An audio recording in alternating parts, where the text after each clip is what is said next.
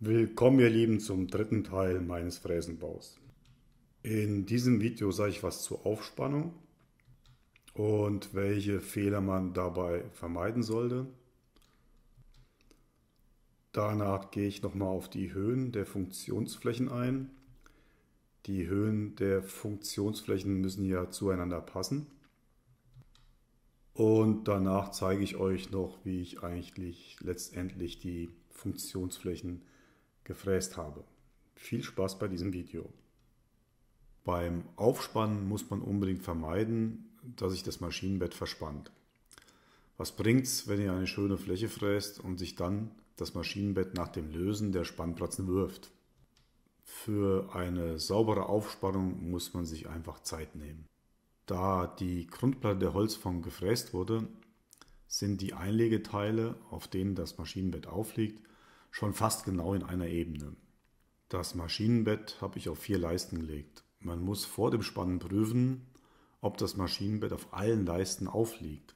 Eine Leiste konnte ich noch verschieben. Bei dieser Leiste hatte ich dann 0,05 mm Folie unterlegt. Beim Anziehen der Spannpratzen hatte ich 2 Messungen im Einsatz, mit denen ich geprüft hatte, ob es zu einer Bewegung im Maschinenbett kommt. Wenn es zu einer Bewegung kommt, dann muss unterlegt werden.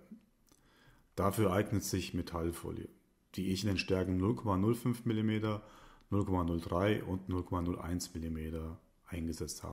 Die Schrauben der Spannpratzen hatte ich nur locker angezogen, da keine großen Zerspannungskräfte zu erwarten waren.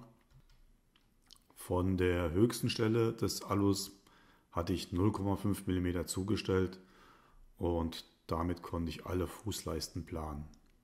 Bevor wir uns jetzt die zweite Aufspannung anschauen, gucken wir noch mal kurz in die Höhen rein. Also ihr müsst die Höhen ja planen. Das ist natürlich abhängig von euren Führungen, welche Höhe die haben. Dann hängt es auch noch ein bisschen davon ab, was ihr hier für ein Klötzchen nehmt, um die Mutter einzubinden. Bei mir ist es ein MGD 16, also schon recht watziges Stahlteil. Ja, und daraus ergeben sich dann die Abstände, also wie groß ist der Höhenunterschied von dieser Fläche zu dieser Fläche. Das muss man auf jeden Fall berücksichtigen. Meine erste Planung war mit einer einfachen Spindel, also mit einer einfachen Mutter, nicht mit einer Doppelmutter und auch mit hier so einem einfachen Mitnehmer.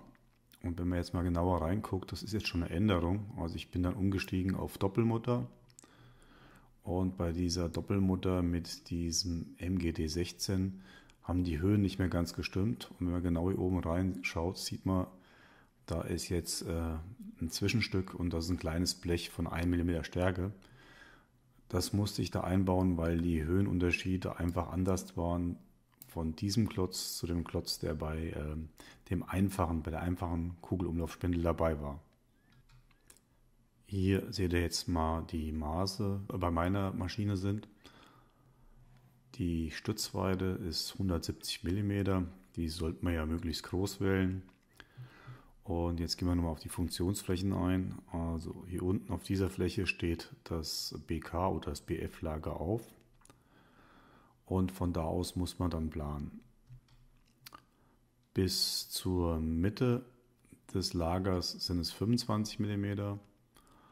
Und bei mir sind es von dieser Fläche bis zur Oberkante von den Führungen, das sind Bosch Rexroth Führungen, sind das 50 mm. Für die Funktionsflächen bedeutet das, diese Funktionsfläche muss 14 mm tiefer sitzen als diese.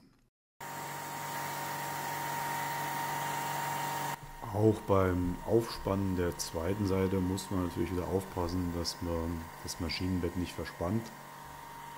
Die kleine Spannplatze unten, die habe ich ein bisschen fester angezogen, die größere oben ein bisschen lockerer. Und ich hatte wieder 2 Messuhren im Einsatz zum Prüfen, ob sich irgendwas im Maschinenbett bewegt beim Anziehen der Schrauben. Die Fräsparameter wurden eher vorsichtig gewählt, so dass nur kleine Schnittkräfte auftreten.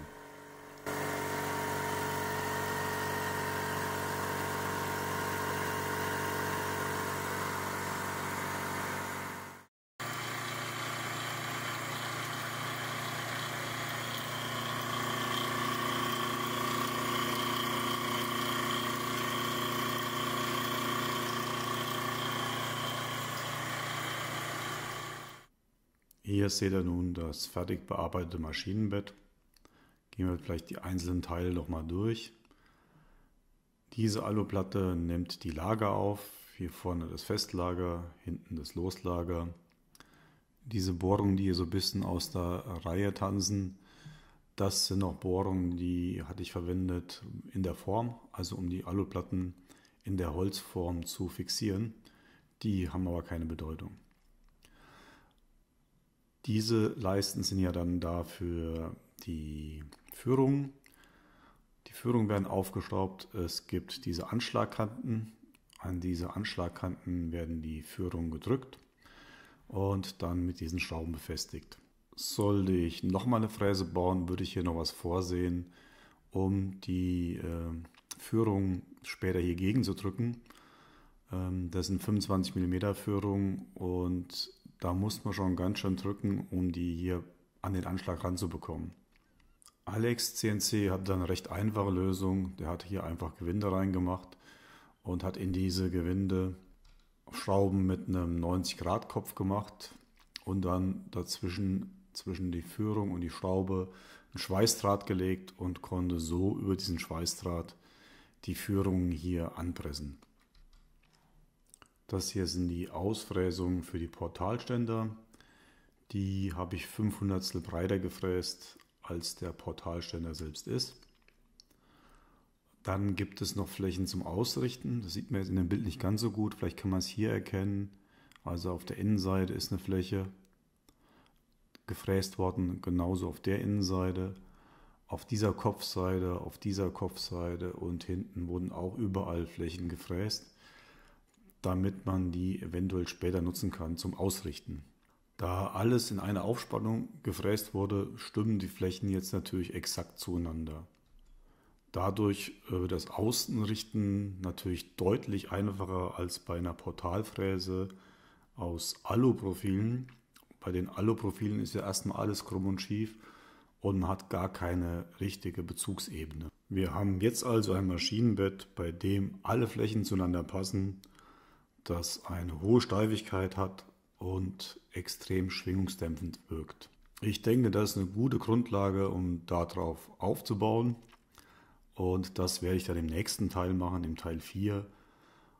Da zeige ich euch dann, wie ich die Linearführung ausgerichtet habe. Ich gehe nochmal auf die Komponenten von dieser Achse ein, also welche Lager, welche Kuss, welche Führung. Ich sage nochmal kurz was zu der Software, die ich verwendet habe. Und ihr werdet dann auch einen ersten Testlauf der Achse sehen. So ihr Lieben, das war's schon wieder für heute. Vielen Dank fürs Zuschauen und bis zum nächsten Mal. Ciao!